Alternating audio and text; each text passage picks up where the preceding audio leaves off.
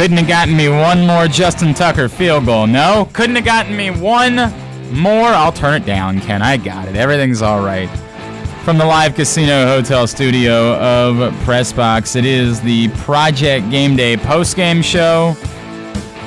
Glenn Clark, Ken Zalis with you. A little bit more interesting than we thought it was going to be, particularly the way things started for the Baltimore Ravens today, but ultimately they did what they needed to do for everybody but the bettors.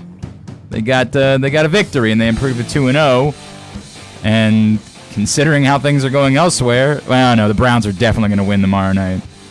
They'll definitely have a one-game lead in the division. There's no chance the Browns are going to lose to that Jets team they're going to be putting out there tomorrow night. I know. I don't know. There's just no chance. There's no chance. They Zero? can do that. But I guess there's a chance they could have a 2-game lead after 2 weeks. Ravens win 23-17. There's a lot that we're going to discuss, and a lot specifically related to the game. Maybe we'll start micro, and then we'll get macro. We'll discuss some of the things that occurred as the game went along. I'm not terribly concerned with how things played out, because I think ultimately, I tried saying this on Twitter, and I hope that people understood what I was saying. The Ravens were going to face adversity at some point in this season. They weren't going to win every game 59-10. They were going to have to make plays and tough things out in order to win football games. And in a weird way, I think it benefited them that they had to do that in the fourth quarter today, and they had to put the game on the line and make a gutty call with Lamar throwing the ball downfield to Marquise Brown. And I think they needed to be faced with the defense needing to come up and make stops after the secondary had been torched for a little while during the course of this game without Jimmy Smith. I think this team needed that. I don't think that another comfortable win would have served them quite as well going into Kansas City. Now, I didn't want to see anybody get hurt in the process, and I'm certainly glad that they ended up coming through with the victory. But in a very weird way, I kind of feel better about this than I would have if they had just pulled away to a 17-point type of victory. I think they needed to be in some of those spots and to see what type of calls are made, and I like a lot of the things that I saw during the course of the fourth quarter because of the fact that they were actually faced with adversity. You want me to speak now? Yeah. Hi. That's how the show works. That's Glenn. I'm KZ, by the way. I already did all that. I don't think you did. No, I did. I did. I didn't hear it. I did. I would have liked to have been a little bit more comfortable. I think, but I do agree with you. I think if they had come out and this was, after the first drive, you're like, oh, is this going to be another one of those, 30-7 type games because the offense looked that good coming out the gates? I think it doesn't prepare them for what we think is going to be a much more competitive game in Kansas City. So I agree with you there. I like the fact that it was close. I'm sure the bettors are all disagreeing with me, but if you laid the 13, you're an idiot. I'm sorry. But it's one of those things that I have some concerns though going to Kansas City now. Well, of course, you have to have concerns. Well, but there's. I'm not saying there's concerns. I don't think. I don't think that that they can't play with Kansas City, but they did just give up over 350 yards to Kyler Murray. Yes. That's a problem. We sat here a week ago. I don't know how many times we can keep doing this bit where we try to pretend like, yeah, Jimmy Smith got hurt, but everything's going to be fine. No. Well, there's a solution out there. Well, there could be. No, there is. Again, depending on what the price is, I have no idea if that's something the Ravens are really So let me add, with. we're talking about Minkah Fitzpatrick from the Dolphins, who the Dolphins wanted number 1 for. What say you? I wouldn't give up a first-round pick right now for Minkah Fitzpatrick. I wouldn't do that. Really? I wouldn't do that. This team has shown that they're going to build. I think the argument would be that Minkah Fitzpatrick is as good as a first-round pick, and that might be the case. It might very well be the case. I'm not in the business of giving up first-round picks for much of anything, and I need it to be someone that's a little bit more proven than Minkah Fitzpatrick so far, who was a pretty good rookie season. Yeah. He was not great. He was not dominant. He was pretty good. You're still largely falling back on how you've scouted him and what you believe him to be that is true. at this point. So at the moment, I'm probably not doing that. The flip side argument is, well, you're assuming the Ravens are going to end up having a pretty low first-round pick this year, and so even if he's not a game changer, a good football player is probably worth the trade-off of a mid-20s pick. You feel that way, and again, I'm going to knock on everything I see. Then Lamar Jackson gets hurt next week, and you don't have the season that you expected to have, and suddenly that's a top 10 pick that you've given up for that player. Now, I'm not telling you that's a likely scenario. I'm not telling you anything along those lines. But as a whole, I'm not typically in the business of giving up first-round picks for that type of player. That's sort of where I'm at. I get the argument. I think it's interesting. I think it's more interesting if the Dolphins are willing to shake that because, Jesus Christ, they're getting out here getting their asses handed to them every week, so why not just get whatever you can get for all of your players at this point, stock up, and try again. I'm not saying that the conversation is moot. I just personally am not in the business of giving up first-round picks right now. I hear what you're saying. But, the way this season has started, you're 2-0. It gives you, you look at the history of 2-0 teams and what percentage of those teams go to the playoffs. You look at how, as you kind of alluded to on Twitter earlier, how almost overnight this has become a legitimate, threatening NFL offense that some teams are going to have trouble for, and Kansas City's defense is going to have trouble with it because they're not a great defense. No doubt. And I look at the fact that I think they're a better overall group than the Cardinals. Oh, I don't disagree with that. But let's not pretend they're not overwhelming. Right. But we're also I also look at it that Jimmy Smith is hurt. We don't, for whatever the Ravens say, I don't believe them when it comes to injuries. So I don't know how hurt he is. I don't know how many weeks he's going to miss. Right. And by all accounts, you have Marlon Humphrey came in a little bit nicked up this week.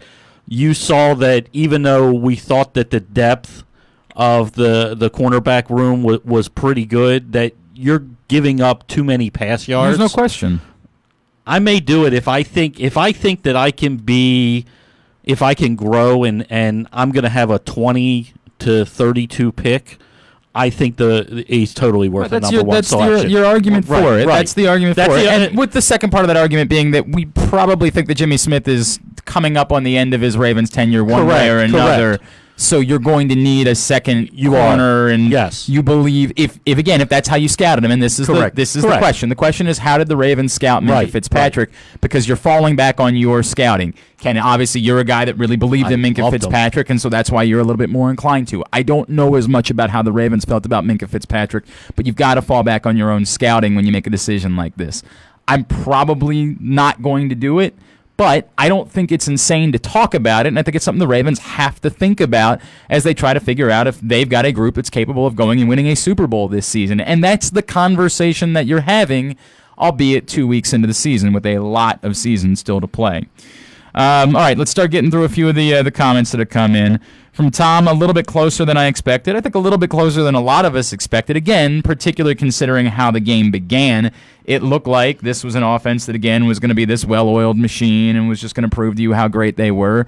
And for the most part, they did. They just started getting hung up a little bit in the second half and didn't have drives that finished off. And I think today was an interesting story of how big the red zone is on both sides, right? Like, that part of the reason why you won the game is because the Cardinals couldn't make plays in the red zone. Part of the reason why you didn't end up pulling away a little bit more than you should have was because you didn't make some plays in the red zone. The red zone was an interesting story. Also today, the self-inflicted wounds. We were talking about it before the show began. The issues along the offensive line, and then the bizarre 12-man calls, two of them, on the Ravens. Obviously, one of them didn't hurt because it was going to be a field goal try either way.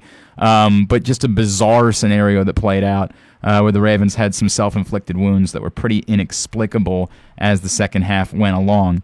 So you have a little bit of that going on. Yes, it was closer than I expected it to be, but anybody who thought the Ravens were just going to win every game 59-10 this season is crazy. You're crazy. That was never going to be the way that things were going to play out. This is the NFL. That was a goofy thing. Obviously, the Dolphins are a completely different storyline than just about anyone we've ever seen. From Larry, I didn't want to bring Joe up in this thread, but I guess I did, as I was a fan of his, but honestly, I think this is the kind of game that we might have lost with him at quarterback. I just don't, I don't even know how to respond to this type of stuff, Larry. I'm not mad at you. I wrote a column about this over the summer. We're going to do this. I have no idea what would have happened if Joe Flacco would have played today. they probably wouldn't have put together the same type of team. It's completely if Joe Flacco was their quarterback. Right. It's hard to get into that. I just can't even. I don't even really understand what the value of it is. Yeah, I don't know who we're fighting with. I said something to you. Yeah. Look, I'm glad that Lamar Jackson looked far better today as a whole, throwing the ball outside. Not just the last throw at the end of the game to Marquise Brown. But during in the game, first quarter, he made a 3 really good throws outside the numbers, which was the one weakness that you could point out in his game. Mm-hmm. He looked really good throwing the ball outside the numbers today. That's wonderful. Your reaction was less about that and more about trolls. Yes, trolls. Your reaction is of it. You're sick of trolls. All I can tell you, and I've tried saying this a million times, stop sharing the Tim Tebow video. Stop giving attention to trolls. Yes. Stop giving attention to trolls. There is no value to this Joe Flacco conversation. None. Zero. It's not going to help the Ravens get a win next week in Kansas City if we debate whether or not Joe Flacco would have won this football game today.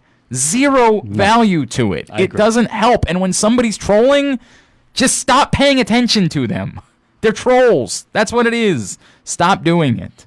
But I love you, Larry, and I'm sorry. I didn't mean. Look, to... the thing is with the whole Joe versus Lamar, it's like Joe isn't here anymore. Whether you like that or don't like that, Lamar. If you are a Ravens fan, just stop agreeing every time. Oh yeah, he didn't make that completion. That's why we should. No, he's your quarterback. Root for the Ravens. That's all I'm going to tell anybody at this point. Just root for the Ravens. Hope he does well, and hope, as we've seen through 2 games. And granted, the Cardinals are not a great pass defense either, but you like what you saw. He made good throws. He hasn't turned the ball over. He's making decisions. His decision making, even smart. Even when they haven't worked, his decisions have largely been very good.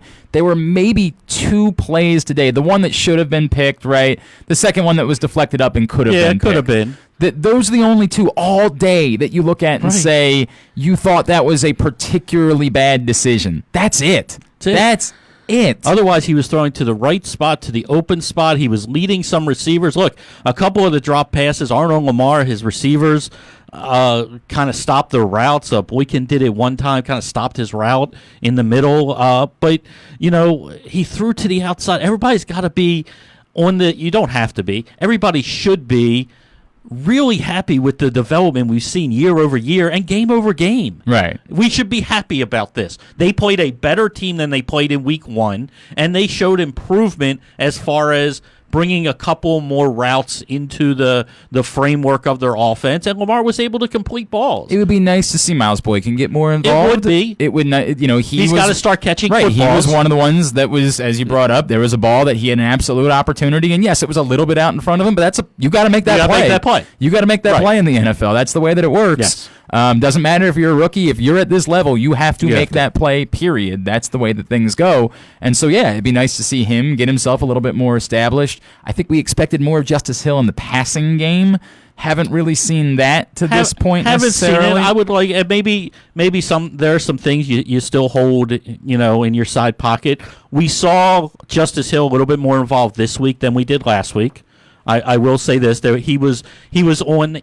Again, every time he's on the field, he doesn't have to get the ball. Sometimes, hey, let's take the safety and run a wheel route with Justice Hill, so it opens up Mark Andrews in the middle. Well, they did that several times with him in the game.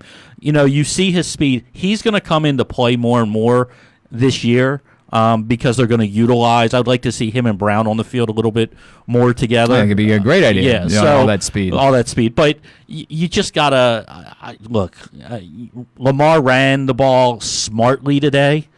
I thought, for those people that don't like Lamar running as much. He took a couple of shots, one of which was in the 3rd and 20 play where he sort of was doing everything in his power to try to get a first down. And as I've said before, in those situations, when you're trying to play football, I'll live. Right. I'll live with you taking those shots when you're trying to go make a play. And clearly, when it's 3rd and 20 and you got a chance to go pick up a first down and keep a drive alive, that's a real opportunity to make a play. I will live with that type of thing. No, I don't necessarily want him taking shots, but I didn't think he really, outside of one other play, and I don't even think he took a really good shot. I don't think he took shots today. He didn't take, anything that was a... he didn't take a Mark Ingram shot today. Right, correct. Like something that was, to his ribs, anything along those lines.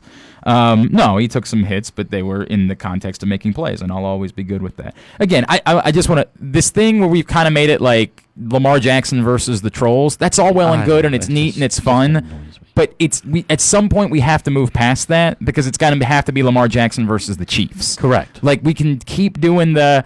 all these trolls who said he was one. You're right. They were wrong. They were always wrong. It was always insane. Anybody who said he should switch positions. That's crazy. Now, how does that help them go beat the Chiefs next week? Like, what is it going to do that somebody trolled Lamar Jackson in the past or continues to for whatever reason? How does that help the Ravens go beat the Chiefs? Are we allowed to flex that game to like Sunday night or something? It would seem as though it was really funny because somebody messaged me this week like, "Hey, you're gonna have Jim Nantz on?" I'm assuming he's doing the Ravens Chiefs. I'm like, "Well, it's a 1:00 game, so I don't think he is." Like, could we move this game to a primetime slot? It certainly feels as though it should be the game. It is the game of the week. I don't even know. I'll be honest. I do not even know the rest of the NFL schedule next week. But Pat Mahomes versus Lamar Jackson, it's must-watch TV. It's the game of the week. Yeah, and the NFL will be well served to make sure that as many people as possible could see it. But such is life. I'm pretty sure Pittsburgh-San Francisco is the featured 4:00 game. Oh, without Ben Roethlisberger possibly. He went out with an elbow injury to his throwing arm. Mason Rudolph looked decent. He looked decent when he came in. Threw a bad pick. I mean, he did, but he also got them. He did brought them back. Got them back. They're 0-2. Yeah, that's all I have. The trolling stuff, that's where I'm at. All right, Paul from Ovilando, do you think the Jaguars might start having a fire sale on some of their defensive players like Ngakoue, Ramsey, etc.? Guys, it's 2 weeks into the year. And they lost by 1 point on the road at Houston. So they convert the 2 point. They decided to go for it. They decided to go for the win. They didn't get it. And so no is my answer. Not yet. Nope, not yet. Now, Ngakoue is an interesting decision because they clearly had an issue with him in the preseason where he wants to be paid a certain way. They're looking around like, well, we're paying Calais Campbell this much, and we just drafted Josh Allen. Ngakoue might be a guy that at some point, even if they are not, 0-7, they might end up saying at some point, for the right offer, we consider moving Ngakoue because we've basically made a decision that we've got this guy that we're paying, and we've got a first-round pick, and those are going to be our guys, so we're probably not going to end up paying him what he's looking for, so we might be willing to deal him. Like, that's something that you would keep an eye on. Also, if you saw Jalen Ramsey, I'm not sure that... take that back. You obviously take Jalen Ramsey, but he's had his moments. He's had his moments where you're like, what's going on there exactly? Well, Scott, that was a nice sideline pass from Lamar. I mean, we were just talking about that. Great pass. One of the storylines of the day to me. That in coming up with 5 or so storylines of this game, one of the major storylines is a question we didn't have the chance to get answered a week ago. We got an answer to, which is that he's definitely improved in terms of throwing the ball outside the numbers. Lamar was definitely better in that department than he was a year ago. Now, my gut is still that the Ravens are going to try to minimize that in the course of this offense. They're not going to regularly ask him to be making throws to the outside of the numbers, but when he needs to, a la when the game's on the line in the fourth quarter, he's shown he has improved in that department and is better suited for making those throws outside the numbers. That's a huge, huge storyline for me that comes out of this. From Tom, it's never going to be easy. I just thought the way they were rolling for a little while that it would be a bigger score win. Either way, a win is a win, and I'm happy. I think that's the exact correct way to say that. Yeah, that's exactly. I mean, after midway through the first quarter, you're like, okay, they're fine, no problems here, and they had some lapses on defense. A couple of the play calls were kind of questionable to me along the way, especially on. I guess a third down where I'm not a big fan. I shouldn't say I hate. I'm not a big fan, even with Lamar Jackson, unless you're going to run, of rolling him out to the short side of the field on 3rd and 5 and limiting, as good as he's been from the pocket and scanning. And, okay, well, something breaks down, he can go. And we saw it in the game. He took off for a 3rd and 5 and picked it up. So I wasn't a big fan of that. And maybe it was the 4th down play call. So, there were some things there, but the 4th down play call is exactly what it was. Didn't love that. I just thought it was almost a weird game to me. It's like the Arizona's been a weird team this year. It's like their offense doesn't click. until the fourth quarter, it seems like. The first I don't know. I mean, today it was more in the third quarter. It was more in the third, but it was like, really it's like they sleepwalk in the first half. Right. It's really weird. It's a cool it's going to be interesting for me to watch this offense for Arizona throughout the year because they're a weird offense. You would think they want to play even quicker.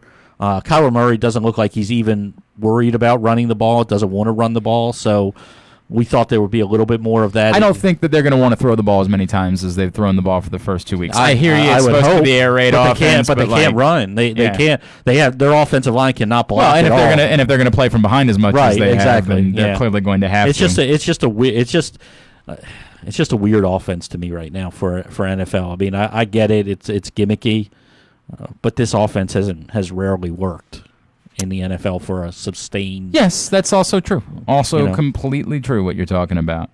All right, I need to get to a break. We need literally a minute and a half. When we come back in, we're going to talk about the pass interference thing a little bit more. We're going to talk about some of the other storylines that we haven't gotten to from this one. I just literally need 90 seconds to tell you about some of our great sponsors that make Project Game Day possible, and then we'll be back in, and we will talk a little bit more about the Ravens' 23-17 win over the Cardinals today. It is Project Game Day post-game show. Hey, this is Stan the Fan. You know we're all hoping for a special season out of our football team. When it comes to dining out casually and affordably, I know a place is special every season. The Costas Inn at 4100 North Point Boulevard. Not only are they known all over for their great steamed crabs and crab cakes, they have a couple specials you want to keep in mind. Monday night is crab cake night. Tuesday night is ribs night. Wednesday night is steak night, partnered with half-priced bottles of your favorite wines. And Thursday night is lobster night. So check out the Costas Inn this football season, and you may come back whatever the season. That's the Costas Inn, 4100 North Point Boulevard, 410-477-1975. Need groceries today but don't have time to shop? Order online with same-day pickup or delivery at Wise Markets. Wise to go online. Now that's convenient.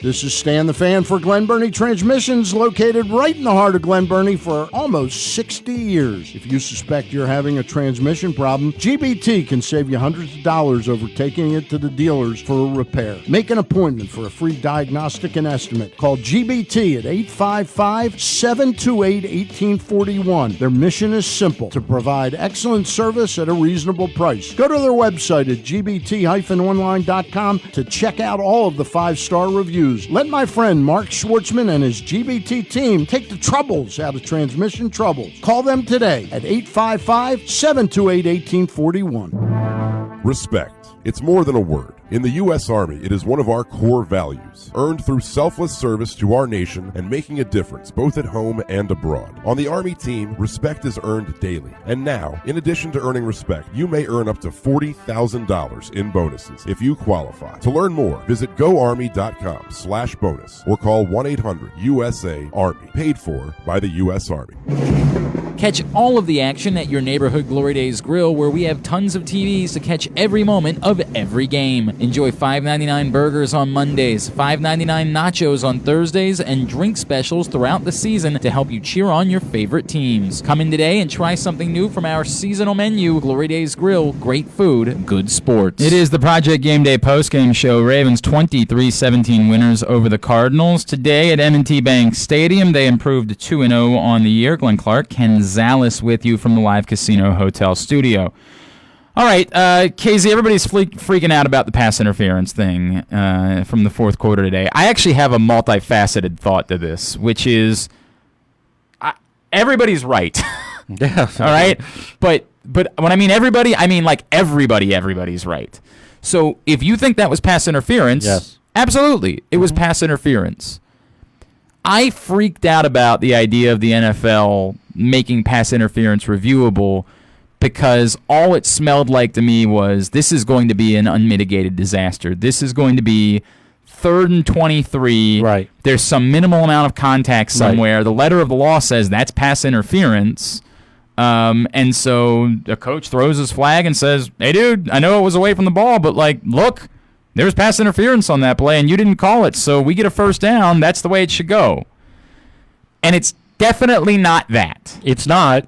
Because what the NFL has done instead is essentially said it's going to have to be so egregious whatever this is that you're looking to have us review, that it's basically what happened in the NFC Championship game, or we ain't overturning it. It has to be so insanely egregious that it's basically not worth throwing the flag unless it's murder. Unless you watch a human being get murdered on the field. In a weird way, I'm relieved by that. In a weird way, I prefer that to the alternative. Okay, I'll use a KO thing. You're not wrong, but if you cannot look, if the Ravens in that situation throw a challenge flag, and you have a second look at that play, and you come away with the call on the field is correct, why have the rule? The man literally jumped through early over the back of the Ravens receiver. All things are true. It's pass interference right. But here's the thing. It's pass interference. Period. When you have a film to show referees when to throw a flag on pass interference, you can show them that play. I agree. Then why have the rule? It is a pointless rule at this point. I also agree with that. It's a pointless rule. This is the typical, we screwed up in a big game that everybody in the world saw, so we're going to appease some people and try to fix it, but we're really not going to fix it. Well, again, they had the way to fix it, and it was the thing that literally every coach in the league agreed was the correct way to fix it. The sky judge was the answer. Exactly. It was the answer, was the answer, yes. was the answer, was the answer, was the answer. Everybody with a brain knew it was the answer. And here's the worst thing. Here's my biggest problem with replay in general. It's that they don't use the sky. That the head referee is going to protect his buddies that he's traveling with for the whole week and say, well, I'm not going to overrule that. Stan's one of my best friends. We travel all year round together. I hate that. Yeah, I think that's overblown. I think that's really overblown. I hate it. And when the call's wrong, they make it wrong. The problem is when it's a judgment call, as so many of these are, and particularly pass interference is, they're inclined to say, yeah, we're not going to mess around because it's a judgment call. And I agree that when it's close enough, you go with what's called on the field. I mean, that's the thing. The pass, the catch from Andrews where he fumbled the ball, and everybody was saying it's incomplete pass. I have no idea. I saw 2 feet and a turn. Right. To me, it was a completed catch and a fumble live. I have another person I respect, Andrew Stecca, says, there's no way that's a catch because we don't know what a catch is. Nobody does. Okay. But I go back to this pass interference. We know what pass interference is. Well, no. Let's be careful about that. Okay. But we're pretty sure that should be pass interference. See, but now we don't know Yeah. that. We're back to what we're talking about. Don't know. What we're talking about is two separate things, though. Again, I agree that's pass interference.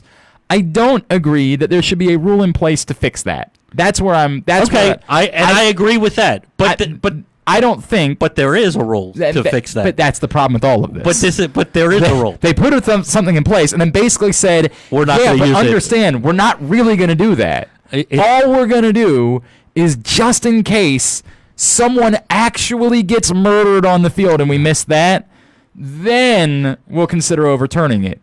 The problem is it makes it stupid because if you're John Harbaugh, you have every reason to throw the flag in that situation because, as you point out, correct, it's definitely pass interference. But we don't. The difference between what's pass interference and what's reviewable pass interference still hasn't been defined for coaches to be able to understand it. So instead, they just have to piss away more of their timeouts. Right. Nobody on the planet can be mad at John Harbaugh for challenging that. Absolutely not. Because it was a game-determining type of situation. Game's over. Absolutely challenge that 100%, and everyone thinks that he should have gotten it right. But the NFL has set a standard of, well, it's not just going to be if it probably should have been called. It's got to be one of the most egregious misses ever, and then we'll overturn it. That's what we're willing to overturn in this situation. So no one knows what the standard is. We're playing a game whose rules have not been defined. it's problematic, and it's why pass interference should never have been made reviewable begin with. You're 1,000% There's right. going to be judgment calls in this sport.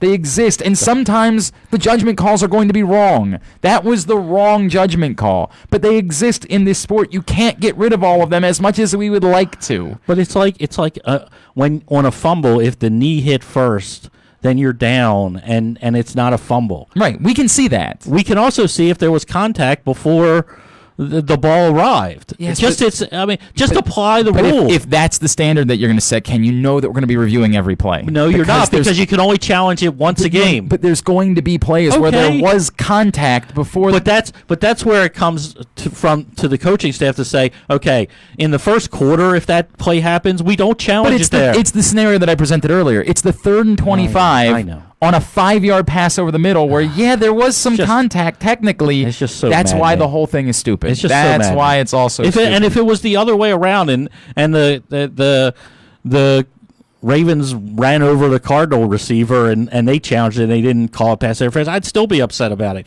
because it's just a waste of time. I don't like the fact, frankly, I don't like the fact that Cliff Kingsbury had to call a timeout to figure out the Mark Andrews catch was a catch or not. I agree.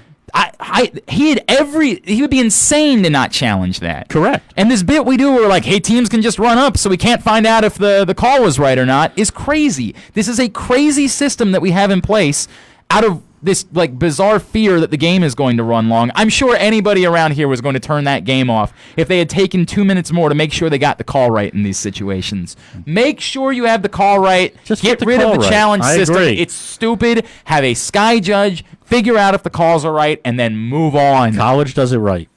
And College does it right. And in fairness, the games go very long. Okay, so what? But we watch them. We watch them. To completion. Because there's not another game on tomorrow. No. Because this is the game we get to watch. We're going to watch it as long as you want. You can serve some more commercials. Everybody's happy.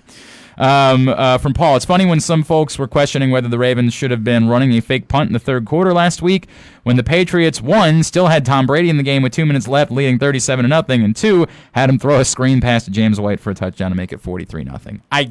And the fantasy world rejoiced. Yeah, I was very happy about it. In fact, I came in here, and one of the first things I said to you, hey, James White up 37-0, just caught a screen pass for a 10-yard touchdown. I love the Patriots. I didn't care about the Ravens running a fake punt. I don't care about it. Like, if I'm a Patriots fan, there's probably a part of me that's like, yeah, we really doing this? Like, not the scream. It's just having Tom Brady on the field where you're sort of like, now their history suggests that's what they do. That's what they do. They leave him on the field. I don't know why, but that's just sort of what they do. They also have him play a little bit more of the preseason than you would imagine Tom Brady would be playing. Like maybe Mitchell Trubisky should play more in the preseason. I don't know. I don't think it's going to be the difference when it comes to old Mitch. He stinks.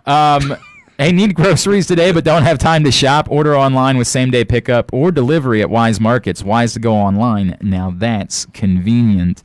Larry, I agree with both of you on the PA challenges. It's really tough to quantify. Listening to some of the commentators in the preseason with regards to challenging pass interference, they said it's going to have to be so egregious for them to overturn something called on the field. And again, weirdly, I prefer that to calling it by the letter of the law. I don't want it to be called by the letter of the law because we all know it. There could be a hold on every play based on the letter of the law. There could be. Like, this is the letter of the law is not really how we want football to be adjudicated. We don't really want that. Now, again, we want the calls to be right. Correct. And absolutely, that should have been a pass interference. This is a weird... It's a weird thing. It's a weird thing where I'm trying to have it both ways. Like, yes, I think that's a pass interference and should be called a pass interference. But if you're telling me the option is either we're going to loosen the standards or...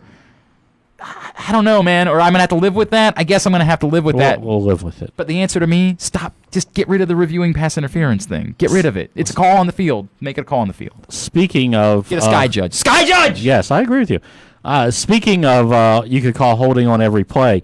The offensive line for the Ravens was terrible today. Not good. I had a couple people point that out as well. Just terrible.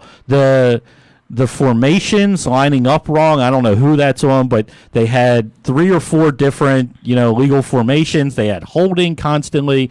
They had even on the catch fumble for Andrews. I thought they were insanely slow to get to the line of scrimmage and call a play. I thought on the run from Lamar to get down to the 5 where they were a yard short, where I don't know if they were going to go for it or fake go for it.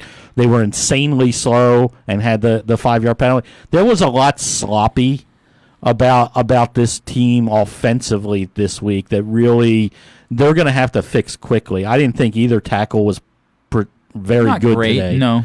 I thought the interior line was pretty good. I didn't see a whole problem there. Somebody pointed out Skura was terrible today. I was like, I really didn't notice there was him. the snap issue. I know. There was that. But that was the only time that I thought that Skura made it. I didn't. Outside of that, I didn't. It's not like there was pressure up the middle and he was running for his life. If anything, they absorbed the pressure and allowed him to run through the line on many plays. But the offensive line needs to get better. The formation issues, somebody's got to fix that quick.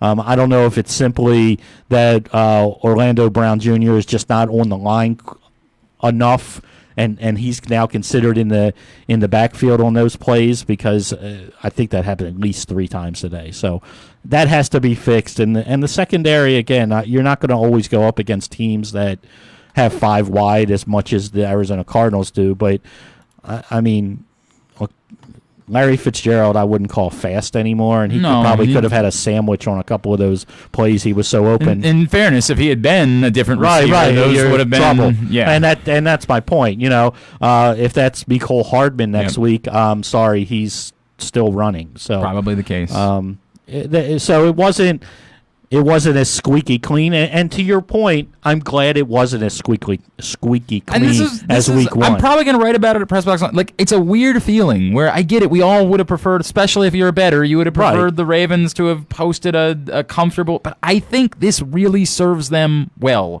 because I think they're more likely to be in these situations as the season goes on than they are to be in 3 touchdown games. I just think that getting in a spot like this and having had to make plays, particularly in these circumstances, right? A home game where you are facing an inexperienced quarterback, where you had things going in your favor in order to face that adversity. Right. I think that's a positive for the Ravens as they go into a road game against one of the most talented quarterbacks to have ever played the game of football a week from now. I think they will be well served. Doesn't mean they're going to go down there and beat Pat Mahomes next week. Doesn't mean that it's guaranteed that it'll even be competitive in the fourth quarter. I don't know. I can't tell you the future. But I think if it is, they're going to be better for it that they went through this week and had to step up and make plays than they would have been if it had just been another walk in the park in the fourth quarter this week. 1,000%. I guess let's get to that. How do you feel now? 2 games in. You've seen what you've seen. Now you know they're headed down to Kansas City next week. And while there's no Tyreek Hill, and that certainly helps, this is still Pat Mahomes, Travis Kelce, and a cast of characters. Sammy Watkins is pretty good. They're headed down there next week. How do you feel about this Ravens team making their first real significant, not just trip, but a game of any sort coming up a week from now? The secondary scares the bejesus out of me. Am I allowed to say that? Yeah, absolutely. I'm pretty sure there's nowhere where you're not allowed to say that. I think actually you're allowed to say that in church. You may be. Yeah. You may be. I don't know. I think I get on fire if I go to church. But anyway, they scare me. This is, again, the best offense in football. I like how the Ravens are playing up front. I just think that without Jimmy Smith right now, there's a huge hole in the secondary, especially when you're going up against 4 or 5 wide. Kelsey's a different beast. They have not faced a tight end yet. That is something that the Ravens struggled with in the past, is covering tight ends. And Kelsey's a unique kind of guy. It'll be interesting to me how they cover him. To me, I would have a safety on him nonstop. I don't want a linebacker on him, even though our linebackers are a little faster than they were last year. It'll be an interesting test. Offensively, I feel good about them. I if you're the offensive coordinator, there's no play right now that you feel uncomfortable calling based on how they've looked so far. I mean, in, out. I'd like to see, like everybody else, a little bit more of Justice Hill, but Lamar's playing great, and he's playing with confidence, and he's making good decisions, and They talked on the broadcast a lot about how he's talked about the game has really slowed down for him and things like that, and you can see it. And two of the best plays for me today were plays where he just threw the ball away. Yeah, he just there. It wasn't there. It wasn't like, oh, I'm going to extend the play and run around in the backfield and see if I can make a play, and then I'm going to fumble like he did last year a couple of times.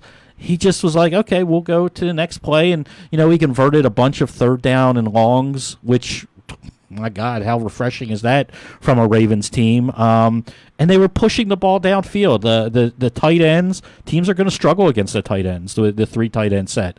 They're physical. So I feel pretty good. I'm not going to sit here and say, oh, I think they're going to go down and win the game. No, right. I mean, right. but I don't see... I also don't see where they're going to go and be overmatched by a Kansas City team that many people think is going to either win the Super Bowl or be the AFC representative in the Super Bowl. So I feel pretty good. I thought they handled Kyler Murray pretty well. They had pass rush. They even when they didn't sack him, and I don't know what the official stats were, whether they had 3 or 4 sacks at the end, but they made him get rid of the ball quickly, which is similar to what you want to do in a strange way.